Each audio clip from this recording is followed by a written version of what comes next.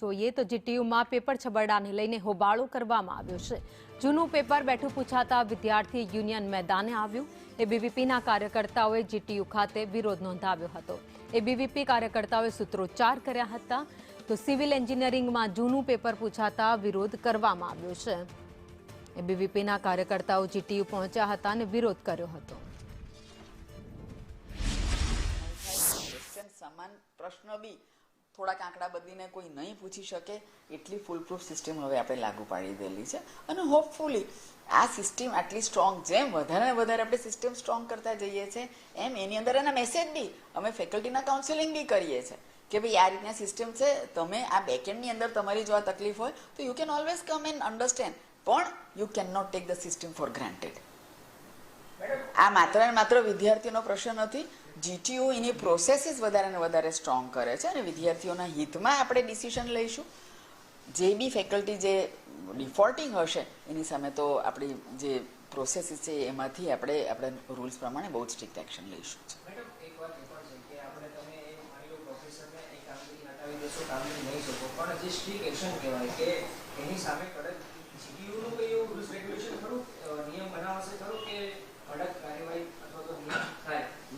જો private institution હોય તો એની અંદર તો કમ્પ્લીટલી એફિલિએશન સિસ્ટમની અંદર આપણી પાસે પ્રોસેસ અને રૂલ્સ છે જ કે આપણે એ જે ફેકલ્ટી હોય એને આપણે ડીએફિલિએટ કરી દઈએ છીએ। ગવર્મેન્ટ ઇન્સ્ટિટ્યુશનમાં અમારે સરકારને જાણ કરવાની રહે છે કારણ કે એ સરકારી પ્રતિનિધિ છે એટલે સરકારીની સામે એક્શન લેશે। મેં જે કહ્યું છે એ ફાસ્ટેસ્ટ પોસિબલ, કારણ કે દરેક વસ્તુમાં હિયરિંગ થાય, હિયરિંગ થઈને એના બધા આખા પ્રોસેસ થાય એ પ્રમાણે મેક્સિમમ 2 વીકની અંદર આપણે આ ડિક્લેર કરી દઈશું। ઓકે,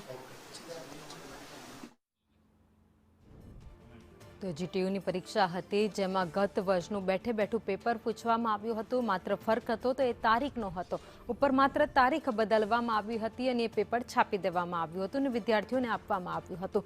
એબીવીપી દ્વારા વિરોધ કરવામાં આવ્યો તેમનું કહેવું છે કે એબીવીપી દ્વારા વિરોધ કરવામાં આવ્યો। એબીવીપીના કાર્યકર્તાઓ પહોંચ્યા હતા અને તેમણે સૂત્રોચ્ચાર કર્યા હતા અને ન્યાયની માંગ કરી હતી।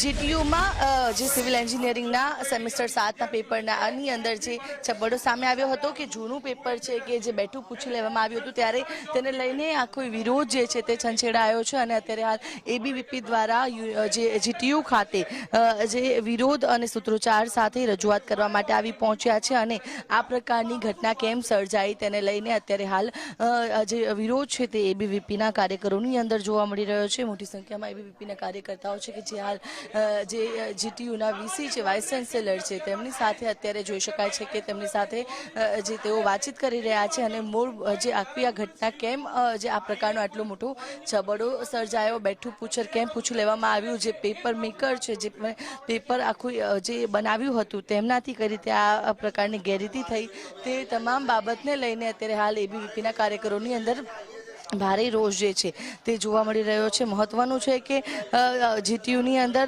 જે કોઈને કોઈ જે બેદરકારી સામે આવતી હોય છે તેને લઈને સતત વિરોધ જે છે તે થતો જોવા મળી રહ્યો છે। ત્યારે આ તમામની વચ્ચે અત્યારે હાલ સૂત્રોચ્ચાર સાથે એબીવીપી દ્વારા વિરોધ કરવા